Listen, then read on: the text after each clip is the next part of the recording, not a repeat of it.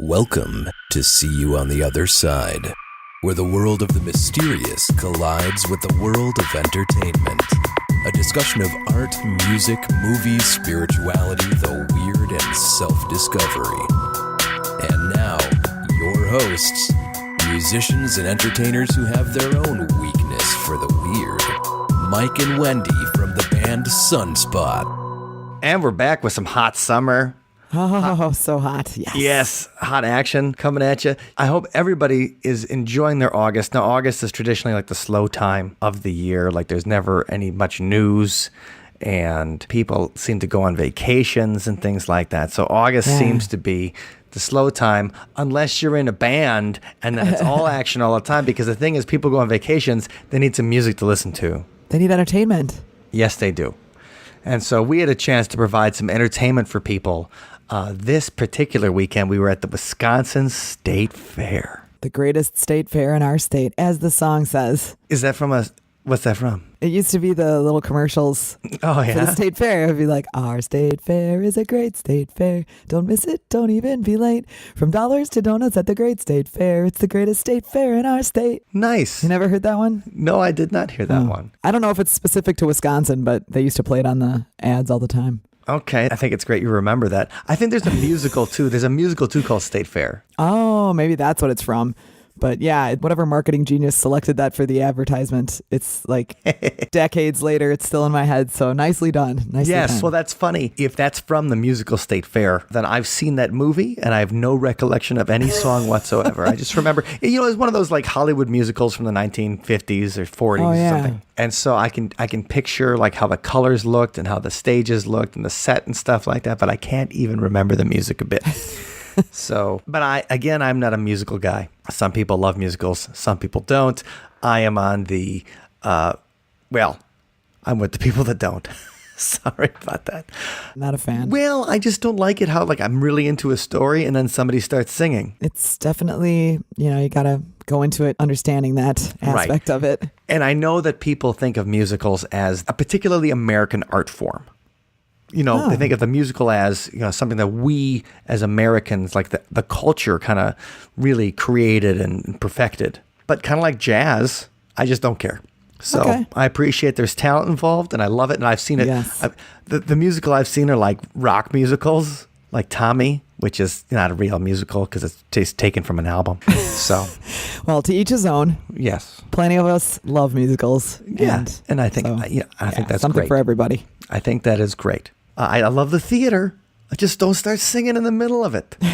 Okay. Unless it's, anyway, enough of that. We're just talking about state fair. Today we're talking about weird state fairs. And we thought that this would be perfect because we are also playing at the state fair this Saturday in Wisconsin. So it's going to be a very state fair centric week for Wendy and I, everybody. And we've been playing at the Wisconsin State. This is our 8th year playing at the Wisconsin State Fair. Yeah, that's hard to believe. And what I'm interested in is like now when people talk about the fair, they don't really talk about the animals that much anymore. They don't talk about like the records. They really talk about the weird foods. It has become quite the trend. Yeah, that's the first thing. And there are some definite paranormal. We're going to talk about some paranormal state fairs in a second. We're going to talk about the history in a second, as well as a couple of things that I found out this week while researching. But first, I thought we should the elephant in the room is the foods. Have it out. Okay. And so the weirdest things that you can eat at the this is just the Wisconsin State Fair starting out. We'll get to the rest of the country in a second. But just at the Wisconsin State Fair, number one, you can eat ants on a stick. Ew, really? Yeah. Not like ants on a log, celery with peanut butter and raisins. No, straight up just says ants. Like actual ants. Yeah. Bugs. Have you had a cricket yet, Wendy? No, I have not. Okay. Now, I'm a vegetarian, and I've ordered the cricket bar, so I guess I'm not... the protein. Yeah. Yeah, but that's different than... I mean, it's all ground up, and you can't tell you're crunching into a... Yeah, but what do you think the ants... I don't think the ants are just going to be like you just pick them up off the ground and stick them on or you take the stick yourself. I don't know. And spear them. Maybe it's a honey-covered stick. Oh. And the ants are all stuck to it. I don't know. Foul. It's gross. Yuck. That's foul. It's very, very foul. But I don't think I could be a vegan and eat crickets or ants or anything like that. Or scorpions, as I've eaten a scorpion too, several scorpions. Anyway. So there's a lot better things at the state fair. Than ants on a stick. Let's try to focus on the other stuff. So the weird stuff, like sometimes I think now they're going with it and they're giving it weird names. Yeah. Like the deconstructed Cinco de Augusto grilled cheese. Oh, please tell me what that is. Well, really that's just like a grilled cheese with some more Mexican cheeses. Yum. Cinco de Augusto is just August 5th instead of Cinco de Mayo. Because the state fair happens in August. Okay. And deconstructed means that they cut up the bread, they cut up the cheese, and they cut up, like a jalapeno and stuff like that and put it on there on a stick. Oh, okay. So it's just basically a grilled cheese shish kebab. So it sounds like, well, how would you have a grilled cheese on a stick? Well, guys, it's just a shish kebab. But, I think they're really going with the names here. And that's where they're going crazy. A deep fried Twinkie. Have you had a deep fried Twinkie, Wendy? I don't think I have, but I would, given the opportunity. Me too. That sounds good. I've had many deep fried Oreos in my life. Yum. And those are tasty. And people are like, oh, that sounds disgusting. Well, when you deep fry something, you make it more delicious automatically. Right. Exactly. And then when you put... and less healthy. Right. So the thing is with a Twinkie, it's like in for the penny and you're in for the pound. Might as well go for it. Yeah. And so you deep fry the Twinkie. So that doesn't seem too weird. The raspberry white Zinfandel sangria.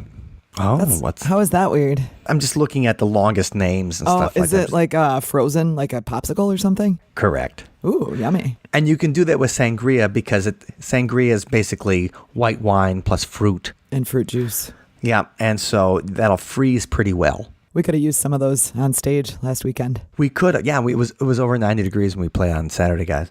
And it was hotter than a pistol. It was very hot. And so we just barely made it out alive, but we did. We did to another day.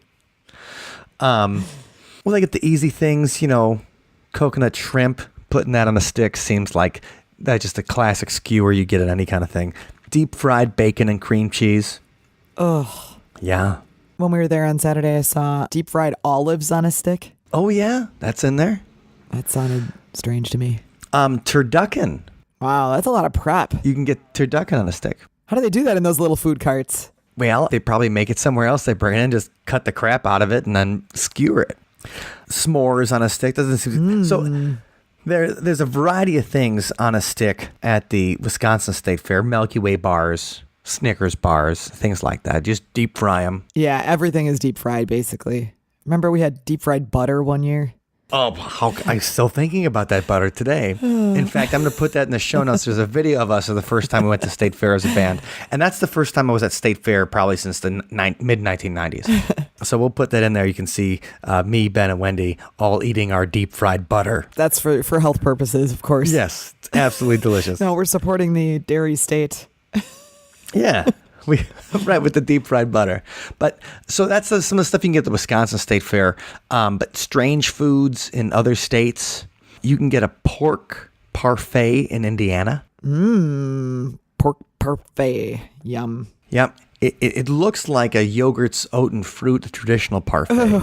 But instead, this one has mashed potatoes, pulled pork, and barbecue sauce. That's kind of creative.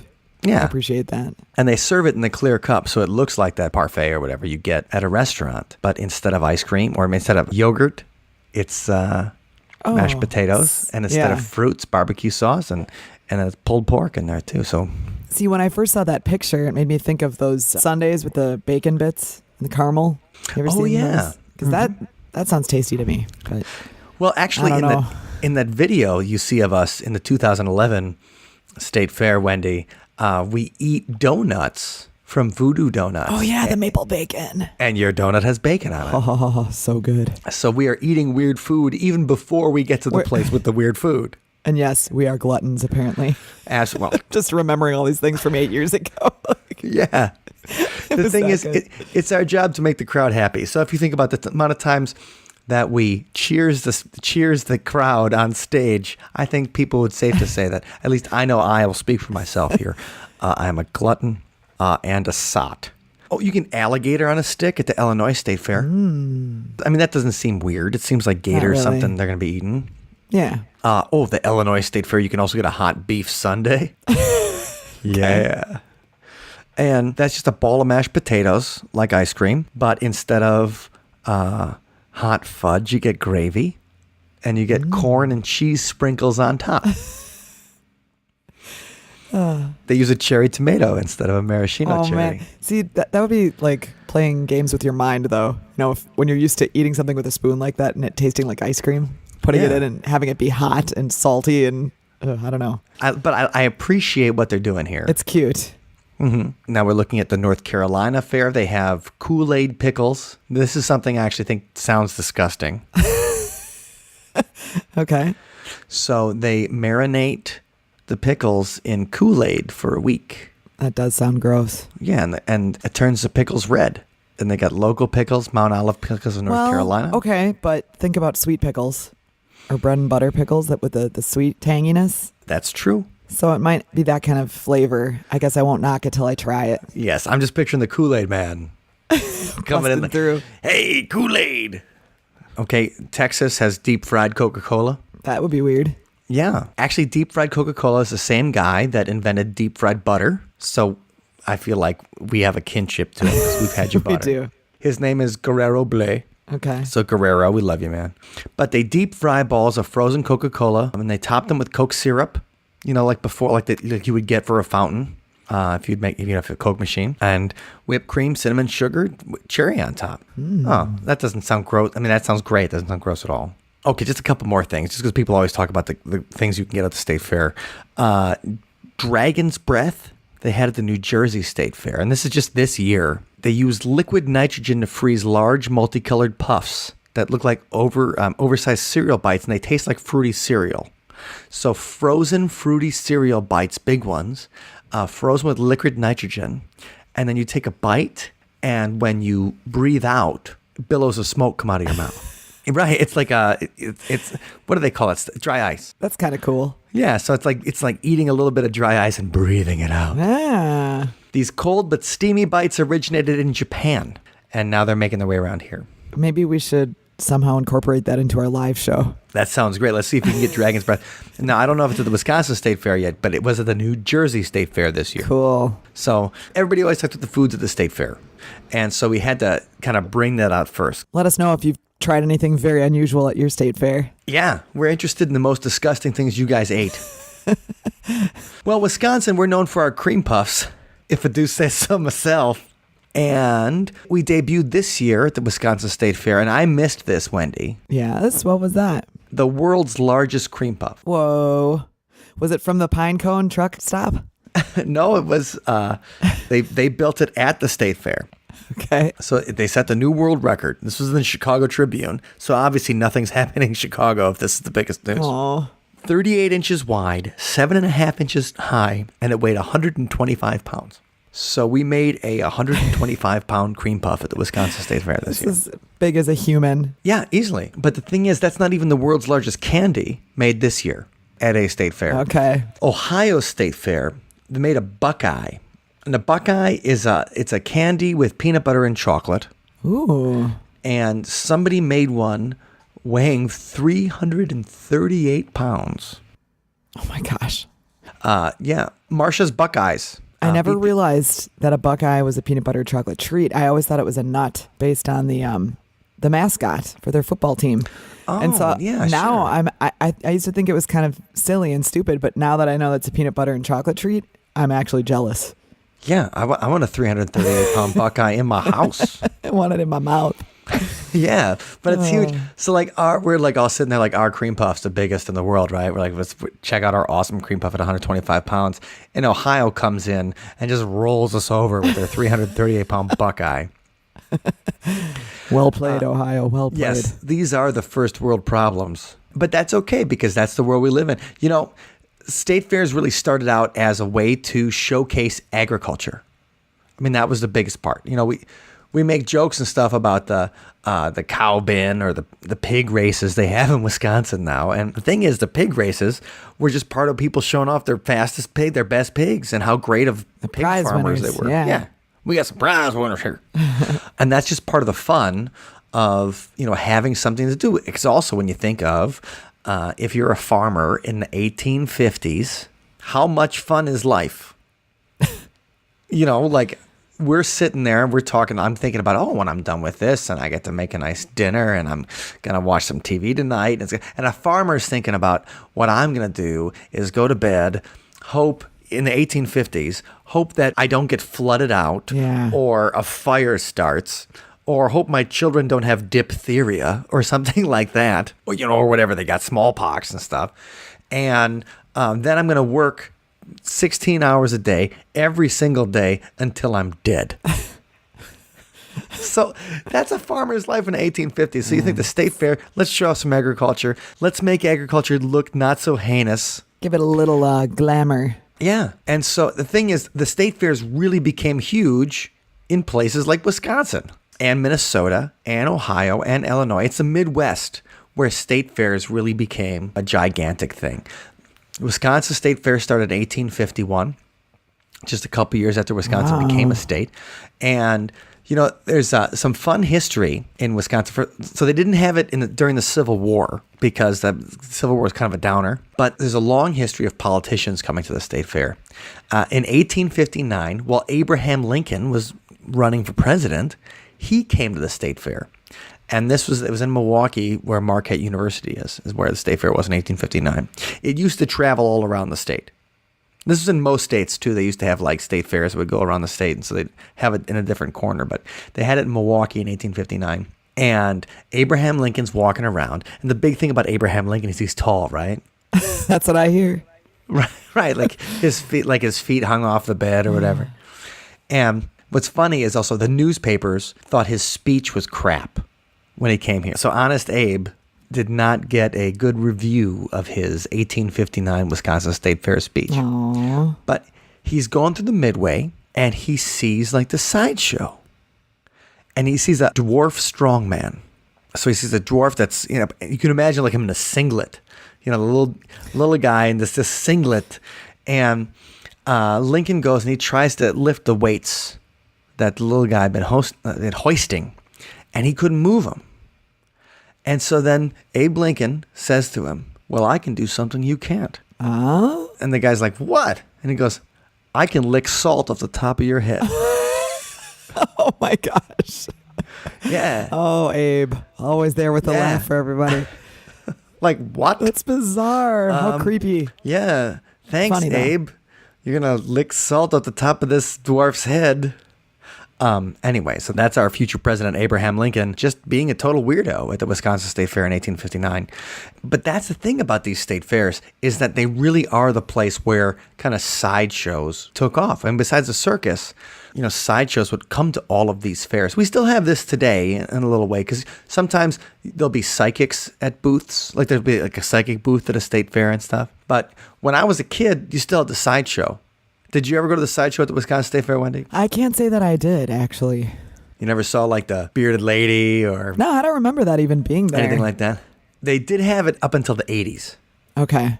They still had the sideshow. And the thing is, in the 50s and 60s, there were over 100 traveling freak shows. Wow. As they were called. And so the term freak show, that comes from because they would call the people at the fair, the people who were performing in the sideshow, freaks of nature.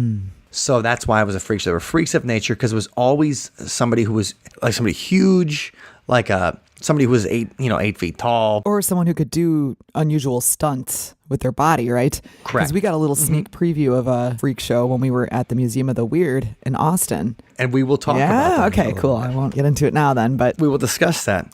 But the thing is, so when you think about in the 50s and 60s, there's over 100 of them traveling around, and they were always at the Wisconsin State Fair. And this is an article from the Minnesota State Fair, talks about, the kind of people that were there. And somebody born without arms or legs would be in the freak show called a turtle man. A woman with a dark complexion and lots of dark hair might be called a monkey girl. Somebody with elephantitis of the feet could be the elephant girl. So obviously it's... we think of it as something fairly exploitative. But it's if you saw, did you see The Greatest Showman, Mike? No, I have not seen that yet. I do love my man, Hugh Jackman. Yeah, and I really liked it. But in the movie, they show how P.T. Barnum basically took those traits and made them things for the people to be proud of rather than ashamed of. So that they became the stars of the show. And, it was played off as a positive thing, not an exploitive thing. Well, but that's the thing, though. As well as that, I was reading an article about, and let me see if I can find it here, about this town in Florida. And I don't know if you remember, the X-Files had an episode called Humbug. And this is from like the third season of the X-Files. And it features Jim Rose from the Jim Rose Circus. And the Jim Rose Circus was a sideshow that went around in the 1990s, and it was famous for traveling with Lollapalooza. Okay. Yeah, I do remember that. So Jim Rose wrote an autobiography in the late 90s called Freak Like Me. And my sister bought that for Christmas for me for 1 year. And I thought it was, obviously it was a great book.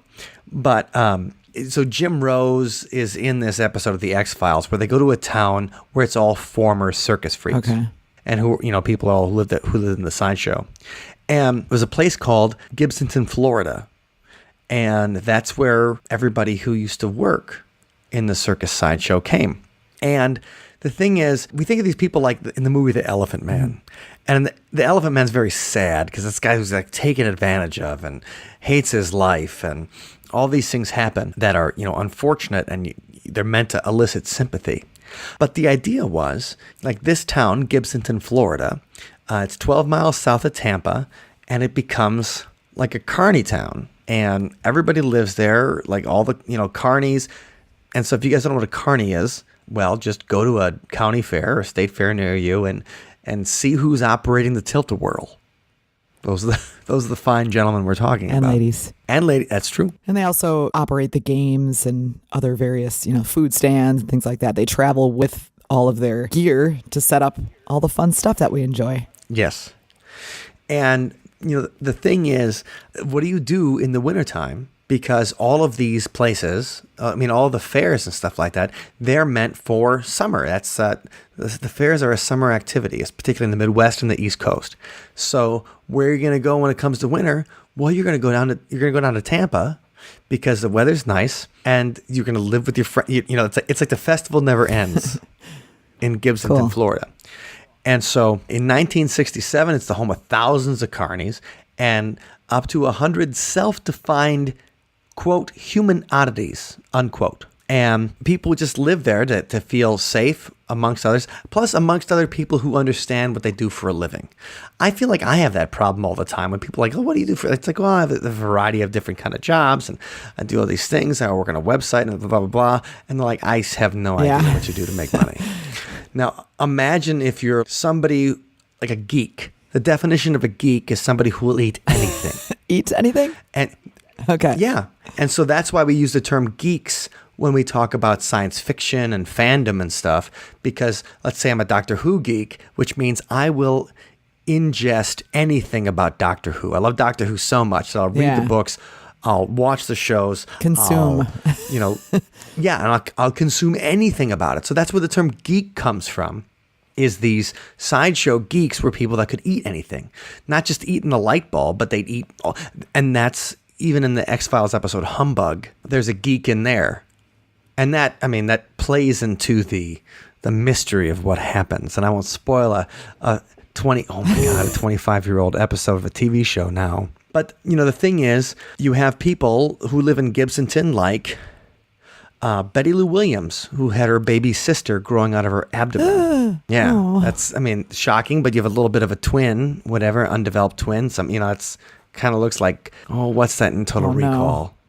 What's the little thing's name? I don't know. Oh, you guys know what I'm talking They're about. Screaming it. They're screaming it into their headphones right now. Yeah, they are. They're all like, oh, Mike, you're not a real geek. And Priscilla the monkey girl had a double set of teeth and silky black hair covering over their body. She was engaged to the alligator boy who had a skin condition that made his skin reptile scaly.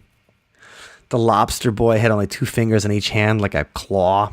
And the thing is that this is a place where people could feel like they had a family. Mm-hmm. This is a place where people could feel better about themselves. And you wouldn't have to worry that somebody was going to judge you. So I can completely see why Gibson would be a very attractive place. And that's the idea. Now, this guy named Ward Hall, he was the guy that led these sideshows. He's like in his late 80s now. But he led a lot of these sideshows around. And he felt like he was a father figure for a lot of these people in this town. And he's just like, what? I didn't exploit anybody. Like, this is where people could feel comfortable with themselves. And this is where we'd help people make money. Yeah. He took people out of institutions, like people who would have been institutionalized because they were different, and gave them something, to do. And here's a good quote, I thought. These people were not handicapped, At least in their minds, they weren't. He remembers a woman named Louise Capps Hill. She was an armless girl who drove a tractor, milked cows, played guitar, and she raised her children on her farm. He says, you and I will see them and say, oh my God, what handicap to have no arms at all. But there was nothing this girl couldn't do. And her performing, you're paying money to watch her perform because she does something that blows your mind. You know, there's a movie called obviously Todd Browning's Freaks, and a lot of the people who lived in Gibsonton were in that original movie, that 1930s movie Freaks. But I even think about, there's a movie called The Best Years of Our Lives from the 1940s. And there's an actor who, he wasn't an actor before, but he was an actual World War II veteran who did lose his hands in the war. And he gets these hooks for hands. And you see him in the movie doing stuff, driving, like lighting a cigarette and everything. And he's doing it. You're like, oh my God. Impressive. Like, how does this guy do that with like two little, like, not hooks for, like, these little things? And they even gave him a special Academy Award for it. And you know they gave him an Academy Award for it because he's somebody who is disabled. At least how we would think of it, somebody who lost both of his hands and can still do all these amazing things. So if we think of honoring somebody for a movie for acting and performing for us, I don't know if the Sideshow is that different than that particular kind of thing. And the Sideshows is where a lot of these people, it's the state fairs where the Sideshows came alive. And so that was my first experience. So what were the Sideshows that you saw, Mike? I'm curious. Well, I just saw the one was at the Wisconsin State Fair. But what were they, though? And I remember, like what kinds of things did you witness there? Well, there was a lot of. You remember from the Museum of the Weird, there was some stuff about Bigfoot and things, and there was reproductions of stuff. Kind of like the Ripley's Believe It or Not Museum, a little bit. It really was a lot like a Ripley's Believe It or Not Museum with just a couple of live people. So I think it's a bearded lady. Okay. And we didn't have a lizard man, but there was a guy with a ton of tattoos. That's cool. And we're talking about something that happened like 32 years ago, so my memory's kind of shaky. I remember being very underwhelmed.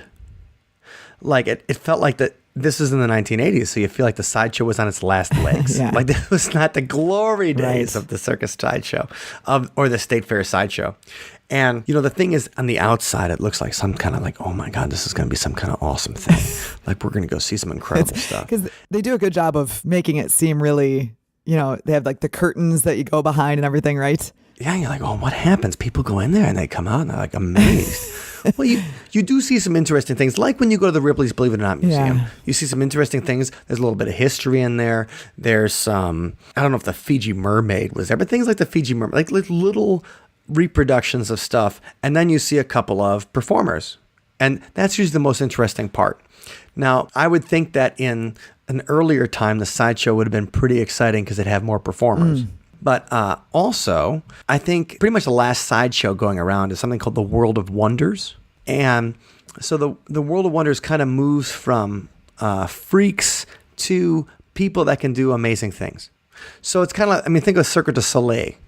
Cirque du Soleil, like people who have like incredible power over their bodies, incredible flexibility.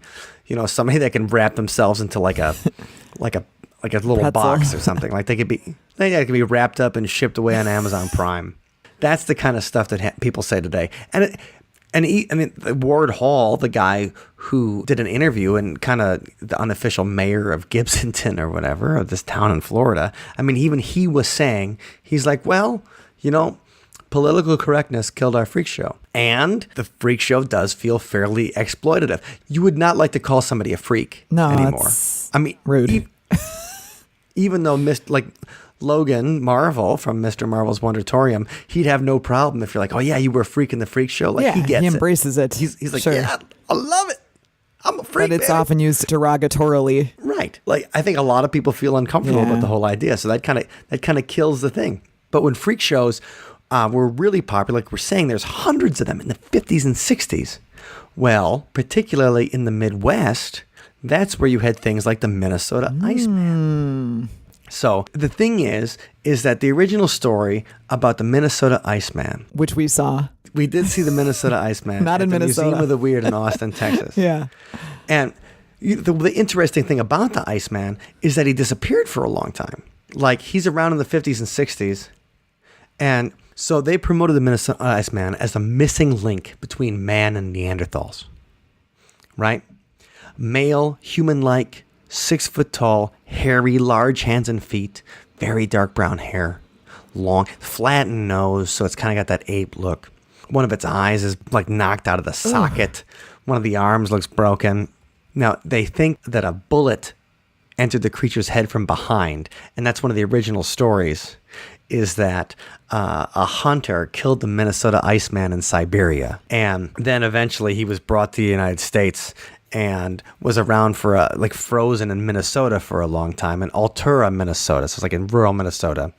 And where it really takes off is this guy named Frank Hansen. He starts exhibiting it at state fairs and carnivals and stuff all around the country. He's got the story that he was detained by Canadian customs officials who were concerned because he was transporting a dead body. Okay. So he's got this story that, oh yeah, he's transporting a real corpse. Like maybe it's not the Iceman, but he might be transporting the corpse of somebody that was murdered or whatever. And, you know, he's got that story that I was killed in Siberia and that kind of thing. And he's promoting it as a missing link. But kids are seeing it, and we saw the Minnesota Iceman, and we can say, like, okay, it looks like a man in ice. Absolutely does. It's a hairy man in ice. So we can say that. But you get two Bigfoot researchers in the late 1960s, Ivan Sanderson and Bernard Heuvelman. And they go to investigate up close. They go to Frank Hansen, the guy who was taking him around. They go to his house trailer to see the Iceman, and they think it's real. They said they found putrefaction where some of the flesh had been exposed from the melted ice. So they think it's real, it's not rubber or whatever, because the body is decomposing in places where it wasn't frozen.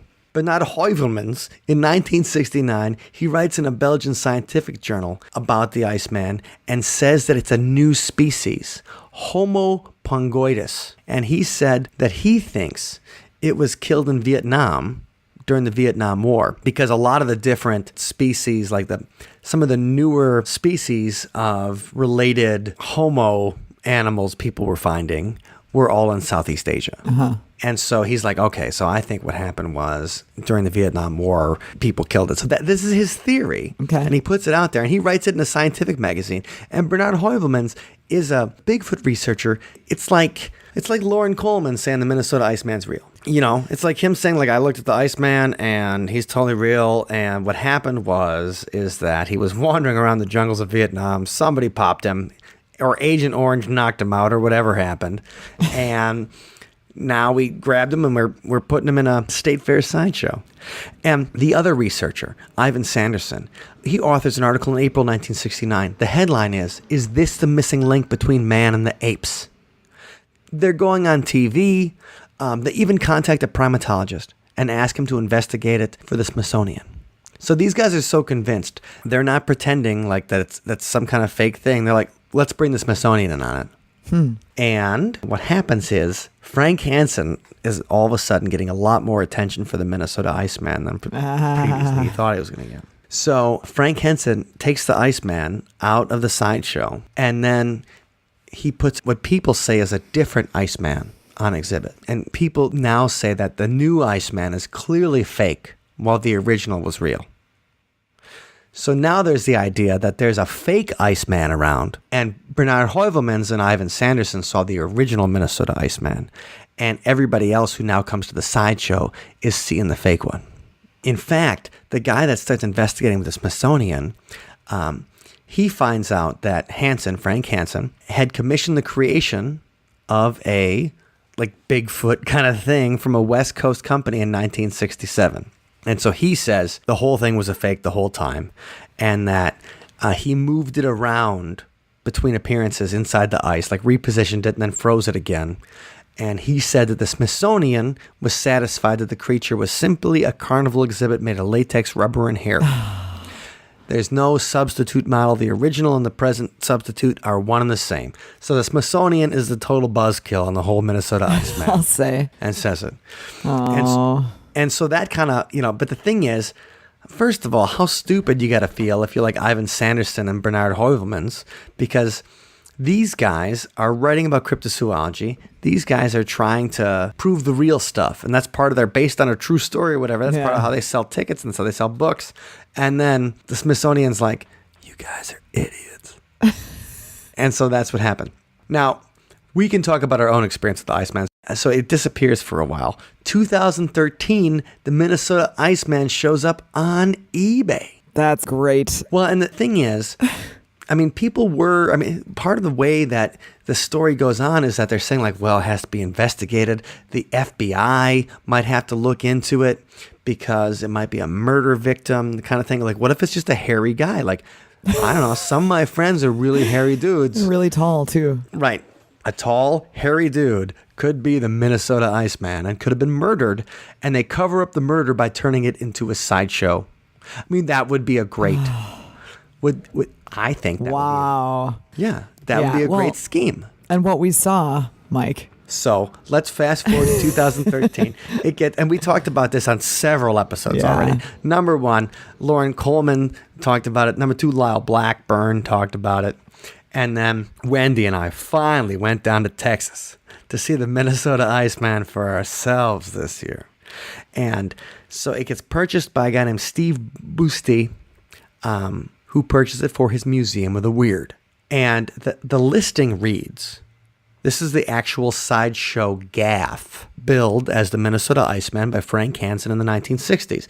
This is a one-of-a-kind hoax that was fabricated by a mid-20th century showman. That's what the eBay listing reads. Okay? And, I mean, it's already famous because of this, number 1, the Sideshow was Wisconsin, Minnesota, Ohio, Illinois, those places. And then it's on Unsolved Mysteries in the 7th season, that they have a little thing on the Minnesota Iceman. It's on Mysteries at the Museum on the Travel Channel. And then it's featured in Shipping Wars on A&E. Because in Shipping Wars, they have to figure out a way to get the Iceman from Minnesota to Texas. And you know how hot it gets in Texas. Yeah, you got to really have a refrigerated vehicle for that one. Yeah. And so it's just an interesting thing that the Minnesota Iceman really became famous because of the sideshows at state fairs. And that carnival atmosphere contributed to it. And so they kind of keep that carnival atmosphere alive when you finally get to the Museum of the Weird. And there's a pretty big buildup for the Iceman, isn't there? Oh man, huge buildup. It's the finale of the entire museum tour and everything. And the thing is, the museum's got a lot of great stuff in it. It is awesome. I loved it. And if you like history, you'll enjoy that too, because I think there's a ton of really interesting history that you're going to get when you go visit the Museum of the Weird. And really, if you're not as familiar with this kind of stuff as like Wendy and I are, you're going to have a great time because you're going to learn a ton of stuff. So it's worth it just for I think getting some of the paranormal and cryptozoological history out of it. But an interesting thing about the Shipping Wars episode, while they were transferring the Iceman from Cottage Grove, Minnesota to Austin, Texas, still in Hansen's original glass-topped freezer, no effort was made to keep the Iceman frozen for the trip. And nobody acts like it's a big deal. So nobody even acts like there's any meat thawing out. In the whole thing, they're not worried. Like, I worry about bringing frozen fake meat, things that can't get salmonella. Right, but nobody was going to be eating the Iceman. Still. But it's a big investment, I'm sure. Whatever they spent to purchase this thing. Right. They probably want it intact, not rotten. And Bernard Heuvelmans said that he saw putrefaction on it. Ew. Yeah. It's a funny thing. Because, once you get there, they go through the whole Iceman story. They show the Unsolved Mysteries episode. Yeah. Like Robert Stack is still alive in our hearts. Actually, Lyle Blackburn is on that episode as well. And he wrote it up for Cryptomundo. He talks about it. Now, he refers to the Iceman as a fake himself. So it really does seem like the Minnesota Iceman, everybody thinks of it as a rubber dummy. Yeah. And, I mean, I got to say from my personal experience, it looks like a rubber duck. Well, so much of it is covered up in ice. It's just, it's like you look into this, well, I don't want to spoil it, but it could be real, but it's just impossible to tell because there's so much ice around it. And anyway, still worth seeing, but maybe someone more educated in the frozen dead body category would have a better idea than I did. Well, the thing is, Hansen himself said he switched it for a replica. When Ivan Sanderson was right about it, he alerts the Bureau of Customs, Department of Agriculture, Department of the Interior, Department of Health, Education, and Welfare. He's the guy that went to the Smithsonian to see if they could talk about it. He reports it to the FBI. He wrote to J. Edgar Hoover personally that Hansen was transporting a corpse across state lines. He thinks that it's a human who had been shot. So Ivan Sanderson, he might think that it's some relative Gigantopithecus, but he thinks that it's an actual sentient creature or whatever that was murdered, and they are displaying it. And that freaks out Frank Hansen, so that's when he says he made the rubber model. Okay. So the thing is, even though everybody now is like, the Minnesota Iceman's total BS, when you go back to the 1970s, it's Frank Hansen now who's saying it's BS because he doesn't want to get in trouble with the authorities. So then now we have this entire conspiracy theory and the idea that the only reason that he said it was a fake is because he didn't want to get caught. Right. Because otherwise, how does he fool Bernard Heuvelmans and Ivan Sanderson? Two people who've done a lot more Bigfoot research than we have, Wendy, and we thought it was fun. And, I mean, they saw it up close probably before it was all completely covered up in ice. They saw it, like, not totally encompassed in a shell of ice. So they opened up the thing, and they just didn't pull on it, and it felt like a Cupid doll or whatever. They smelled something from it. And I mean, somebody could have like maybe one of the guys gassed and they want to talk about it and like, was it you? It's the Iceman. Oh, come on. But I know I'm just being a jerk. But the thing is, give him a little credit. But Heuvelmans, he even comes out, after people had said that it was a replica. And this is in the 1970s. Heuvelmans comes out and says, I was the only one to believe that was still the actual corpse. I have many excellent photos of the original exhibit. I've been sent color slides of the new exhibit, and I think it's the same specimen, and I think it's a corpse. So the thing is, Bernard Heuvelmans stuck by the story. Yeah. He thought that the Minnesota Iceman was real, even when Hansen's like, it's just rubber and hair, and I got it made for $3,500. And it's just a funny thing that, and today you can now see it at Austin's Museum of Weird, so you can see for yourself. Because the thing is, like, exactly, Bernard Heuvelmans was still convinced, and he's seen the original. He was there. He opened up the lid and smelled the putrefaction. So that's the kind of thing. But it was the Minnesota State Fair, the Wisconsin State Fair. That's where people saw the Iceman. Those people became obsessed with it. The stories of the Iceman in the 1960s, and that's why it was featured on all those TV shows. And that's the weirdness. We think of the State Fair as like, okay, it's going to be wholesome, pigs and cows and sheep or whatever. It's also sideshows and freaks and dead bodies. Dead bodies transported across state lines. Yes. And so we should finish up by talking about the Minnesota State Fair. Before we get to the Minnesota State Fair, I feel like I'd be remiss if we didn't talk a little bit about the hodag. Oh, yeah, we have to talk about that. Okay. So Rhinelander is way up north Wisconsin, everybody. Like Rhinelander's basically, you're in the Arctic Circle if you're in there in Wisconsin. But it's way up north Wisconsin. The autumn of 1896, Gene Shepard is an up north Wisconsin businessman. And he says what happens is that he's with a group of lumberjacks, and they surprise this creature in its den, and they asphyxiate it with a heavy dose of chloroform. Ew, not nice. They chloroform this beast, and if you look at the hodag, this creature they said they found, it's like part lizard, part like wolf. I mean, Wendy, how would you describe the hodag if you like? I have to put it in the. I'm gonna have to put a picture of it in the show notes. Yeah. Because it does kind of look like a lizardy, like lake animal, but it's not though. It's not like an underwater thing, right? Yeah. Or is it? Well, it's right. It's the face, the head of a frog, the face of an elephant, short legs with huge claws, the back of a dinosaur, and a long tail with spears at the end. Land surveyor, timber cruiser, entrepreneur Eugene Shepard rounds up a local group of people to capture the animal, and they said that they had to use dynamite to finally kill it. Whoa. They even send a picture of a charred hodag to the local media, And he says in the press release, it was the fiercest, strangest, most frightening monster ever to set razor-sharp claws in the earth.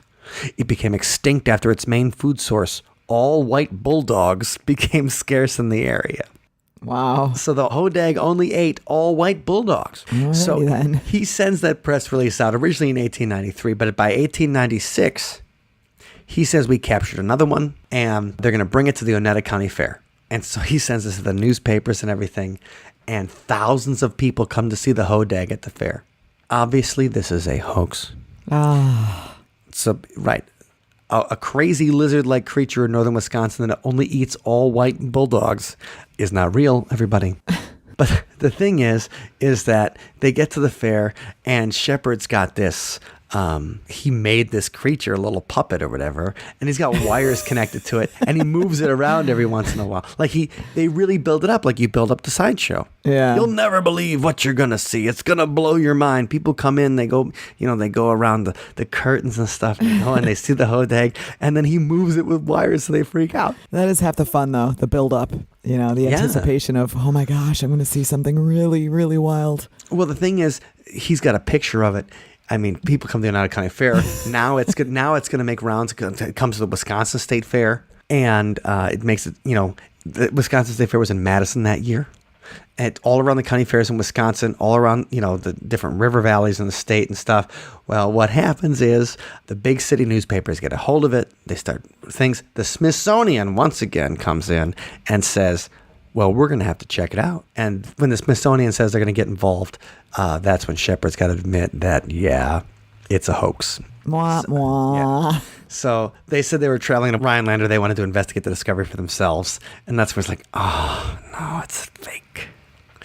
But the thing is, the hodag becomes a fun thing that now it's the official symbol of Rhinelander, Wisconsin. It's the mascot of Rhinelander. They've embraced it. Mm-hmm. They have an annual music festival, the Hodag Country Festival.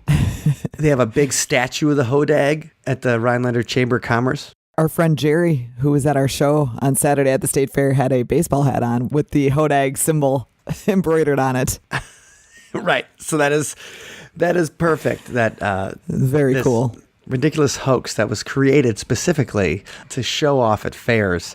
In 2012, they actually recreated the original hoax at the Oneida County Fair near Rhinelander. So they went in there and they tried to make it so people could come in and see the same kind of thing. And that's a fun thing. Yeah, they kind of did. So the thing is, we had to tell you guys about the hodag because you probably haven't heard of it because you're not from Wisconsin. I can't blame you. Yeah, I wonder if any other states have unusual things like that. Hoax type old timey things that have evolved into, if you have any of that in your state or your area, let us know because it'd be fun to explore some of those. Maybe even do some little road tripping. Now, we talk about our sister to the west, our sister state, Minnesota. Oh, all the time. Yeah. And so, Wendy, we've been to the Minnesota State Fair. We watched our friend Mark Mallman play. Yes, and it's enormous. They always give you the map to show you where the main midway is and this and that. And the map was like a city, a full city. And there's streets. They have street signs and everything. But to get to the stage was quite a process. Yeah. And I was a Minnesota resident for 2 years. And in that time, I did visit the state fair and even had my car towed one time. And it gets towed to the state fairgrounds. So if your car gets towed by the city of St. Paul, Minnesota, it will be towed to the state fairgrounds in St. Paul. And it is the largest fair in the United States. So the Minnesota State Fair is the largest one. That's where Theodore Roosevelt said, "Speak softly and carry a big stick." Really? Yep. That was right before McKinley was killed, and then he became the president of the United States. I think that was like 2 weeks before, something ridiculous. But the thing is, a lot of the buildings have been around for almost 100 years. Wow. or more. So like Wisconsin State Fair Park was upgraded in the 1970s and 80s, so everything's pretty new. But in Minnesota, you get things like Ye Old Mill. That ride is still at the state fairgrounds, and it was built in 1915. So it's a series of stark tunnels that float you through in a small boat, and children's music plays in the background while they see fairy tale. So it's probably like a Small World or something. Totally. Where it's just it sounds exactly creepy. like that. Yeah. But when people ride Ye Old Mill, oh boy, right around the area, there was a maintenance worker who worked on that ride for a long time. He passed away in 1986. His name was Wayne Murray. Soon after his death, something strange began to happen at the fairgrounds. A small brown bird flew into the fairgrounds and disappeared in the old ride. And those people who've seen the bird go, they think it's the ghost of Wayne Murray, like this guy that used to work on the old mill. They feel like the ghost of Wayne Murray lives in this small brown bird that goes into the ride and doesn't come out the other side. Wow. So it flies in, nobody else sees him. And that's a weird thing. Like a bird ghost. Yeah. Well, and actually the official archiver of the Great State Fair, Carrie Huber, archivist, her office is in the administration building near what used to be the apartment of longtime Minnesota State Fair General Manager Douglas Baldwin. He died in 1962. She says that Douglas Baldwin still comes back to keep the Minnesota State Fair employees on their toes. She says, people have heard him and seen him and stuff wandering around the administration building. Also, they've heard music in the cattle barn when there's nobody around. In fact, one guy working at the Coliseum said he heard music, walked in, and he saw 3 people dancing. One in overalls, I guess, because that makes it sound like a farmer. The song playing was Elvira by the Oak Ridge Boys. Awesome. Elvira, such a ridiculous song. I know it has nothing to do with Elvira, the Mistress of the Dark. But it just makes me laugh when I think about that song because Elvira was popular when that song was popular. Right. But it's the State Fair grandstand where people have seen the most of the ghosts at the Minnesota State Fair Park. In fact, 8 thrill show performers and race car drivers have been killed during the State Fair. Actually killed in front of people. That's terrible. Yeah. Dangerous. Kitty Middleton, a famous wing walker. So if we don't have wing walkers too much anymore, but those are people who would stand on the wings of a plane as they were flying. Yeah, now that's dangerous. Yeah, that is. Kitty Middleton died in 1951. Her and her pilot, they crashed right north of the grandstand. People have spotted a man standing on the roof of the grandstand, and they speculate that's one of the ghosts, the daredevils who met an untimely end. And then people also see a young blonde man at night. And when they see him walking around before he mysteriously vanishes into thin air. He's often near a small building behind the grandstand stage that the employees refer to as the bunker. Okay, I know exactly where that is because I walked right behind it right when, I think when went to the Minnesota State Fair, Macklemore was playing. Oh, yeah. And I walked right by the bunker, and then Macklemore came out. Yeah, and you could hear him. So we were walking by the bunker. I didn't see a young blonde man. Well, I probably saw about 1,000 young blonde men. Right, we weren't really on the lookout for that particular None of them disappeared. But the fact is, the Minnesota State Fairgrounds, even the archivist says that people see ghosts there. So that's some weird things. I think also in the newest kind of weird state fair activity, people spread this viral video around last year, right after the state fair time, like in September. They shared this video of what they said were UFOs being seen at the Oklahoma State Fair. And so somebody put it on YouTube and said weird UFOs at the Oklahoma State Fair, went viral, got shared on Facebook 300,000 times, millions of views on YouTube. And you find out that the video is actually from the Utah State Fair. And it's skydivers holding flares. Oh, boo. So that was the latest in Weird State Fair, was those skydivers holding flares. At the 2017 Oklahoma State Fair, if somebody puts that in your Facebook feed, you can tell them, that's fake news, buddy. Anyway, thank you for joining us for our exploration of the state fairs and the weird state fairs. From strange food to sideshows, we hope you guys will come and check out your state. And if you're near Wisconsin, you should check out us playing on Saturday. Yeah, come down. It was a great party last weekend. It was warm, but it was fun. So fun. Yep, and we're getting ready to party even bigger this Saturday. And to get ready for that, this week, the song is inspired by all the weird foods at the state fair.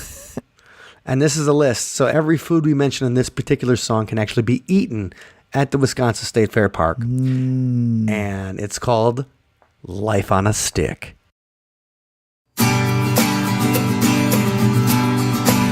It's all American, like apple pie, waving to the fire trucks on the 4th of July. Time keeps moving on, you don't let it pass you by. You take a big bite out of it. You keep on walking, that's the trick. And know that life can be beautiful on a stick. Well, they got ants and bacon, tater tots, BBQ, pork chop, beer batter, cheddar sausage, corn eggs and cake pops, candy apples, comma apples, cheese balls and shish kebab, coconut shrimp and boneless chicken wings, bacon wrapped pork that's big inside a pig. And they got Clover cheese and cookie dough, spiral cut potato, dill pickles, crab cakes, fish and chips, donut holes, super dog, twisted dog, Tijuana bacon dog, pizza in a waffle, meatballs and Milky Ways, a Snickers and a Twinkie, you'll be on the jump for days. It's all American, like apple pie, waving to the fire trucks on the 4th of July. Well, time keeps moving on, you don't let it pass you by. You take a big bite out of it. You keep on walking, that's the trick. And know that life can be beautiful on a stick. And they got shrimp tempura, batter chalk, cotton candy, ice cream bars, olive southern root beer pop, steak and egg, pretzel rods, s'more sliders, deep fried fruit, scotch eggs and French onion soup, Wisconsin grilled cheese on a Swiss all rye, turducken on a steak to make you think you're gonna die. And they got fried Elvis, fat Elvis, salad and Sheboygan brats, cream cheese and spaghetti, bacon wrapped chestnuts, or coney cherry pie, mac and cheese and lug nuts, chocolate covered bananas, peanut butter jelly, flaming hot cobs of rumbling in your belly.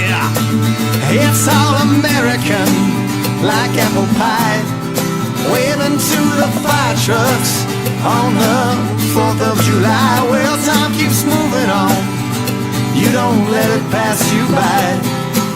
You take a big bite out of it. You keep on walking, that's the trick. And know that life can be beautiful on a stick.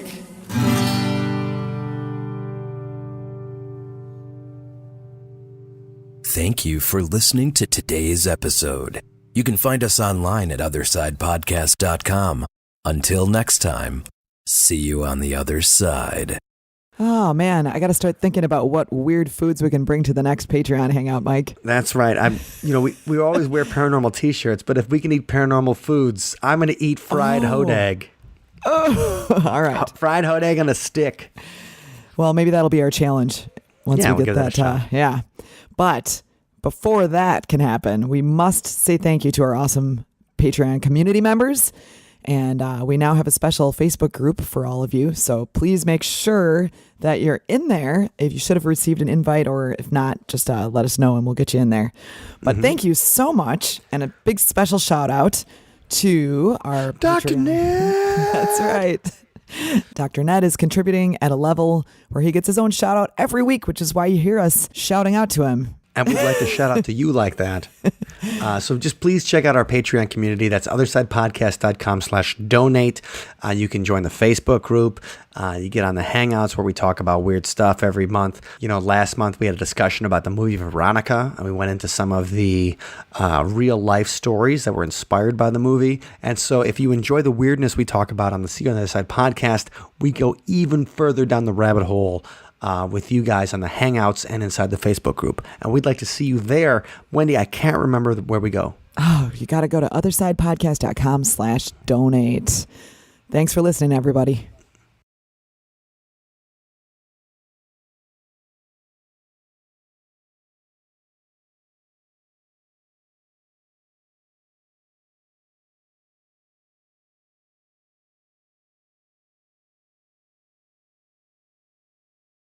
I can lick salt off the top of your head.